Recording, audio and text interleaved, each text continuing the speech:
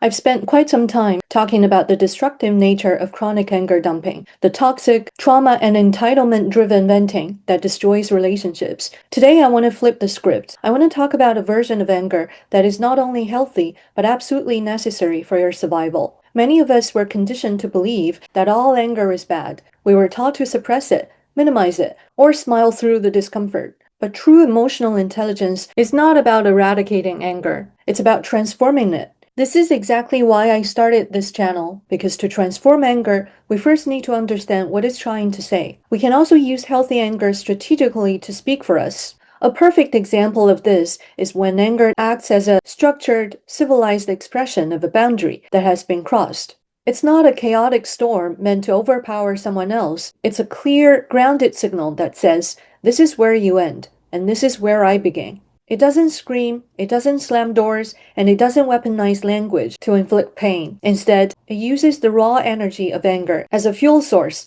to articulate a boundary with absolute clarity. It is the calm, firm voice that says, I will not allow you to speak to me in that tone. Or, my decision is final, and I need you to respect it. This is actually one of the tools I want to share with those on the receiving end of anger dumping, provided it is safe for you to do so. For example, in a professional or public setting where physical retaliation is highly unlikely. After someone vents their anger on you, take that received energy and channel it directly into a firm, clear boundary statement. Then, immediately retreat to a safe space with grace. By doing this, you give yourself the peace and safety you deserve while leaving the venter the necessary time to process and respect your boundary. Try not to bounce that received anger back to them. It'll only prolong your exposure to a risky, chaotic whirlpool of rage. If you have a history of staying quiet, playing the peacemaker, and minimizing your own intensity to keep others comfortable, setting a firm boundary for the very first time can feel terrifying. Your survival brain might tell you that you're doing something wrong. But if you've never done that and just did it for the first time,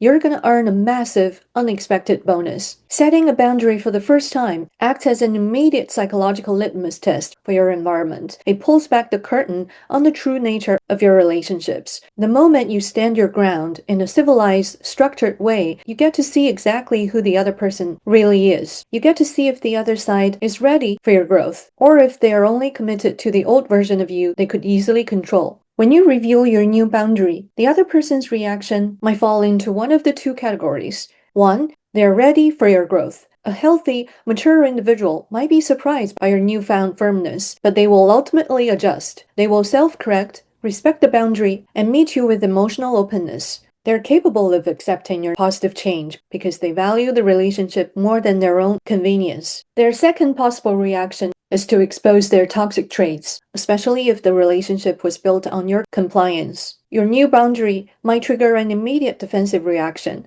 You might witness a display of toxic traits or an anxiety-driven response to change. For example, a flat-out refusal to accept your positive change for your own good. They might mock your growth, accuse you of being selfish or dramatic, or weaponize guilt to force you back into your old compliant patterns. They don't want you to heal because your unhealed state was highly convenient for them. In the dance of anger, psychologist Harriet Lerner notes that when one person changes their steps in a relationship, for example, by setting a boundary, the other side often moves to reinstate the old status quo, the change back reaction. But remember, how people respond to your boundaries, whether they can grow with you or they prefer the old version of you, tells you nothing about your worth, but everything about their capacity, readiness, or emotional flexibility. If their reaction is toxic, do not take it as a sign to shrink back down. Take it as data.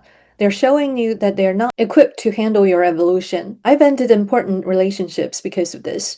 In my experience, it has always been worth it. Holding your ground is the ultimate act of self-respect. Of course, the pain of ending relationships is immense. However, the 4 pillars of destiny analysis, also known as a BaZi analysis, offers a powerful comfort. Note, it offers comfort and empowerment, not scientific explanation. It's funny when those who deem themselves rational dismiss spirituality altogether. The universe didn't ask human scientists for permission before it existed, did it? Like we talked about last time, science shows that humility is cultivable, and one path toward it is through science. Anyway, in a BaZi system, everyone is born under a day master ruled by one of the 5 elements: wood, fire, earth, metal, or water. Each day master manifests in 2 distinct ways: receptive or dominant. The difference lies in how your day master energy is manifested within you. For example, if you're receptive, regardless of which of the 5 elements your day master belongs to, you're more likely to be empathetic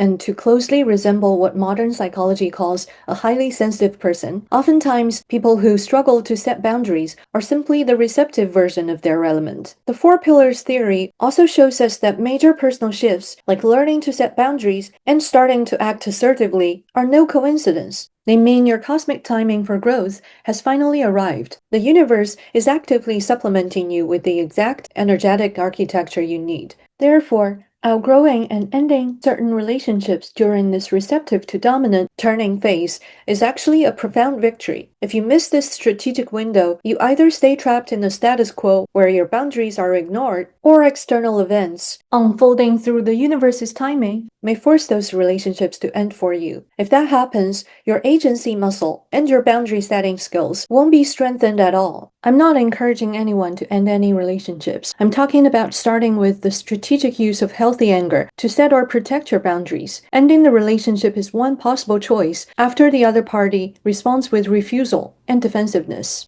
If you've recently set a boundary for the first time and were shocked by the reaction, leave a comment below. I'd love to hear from those who've had similar experiences.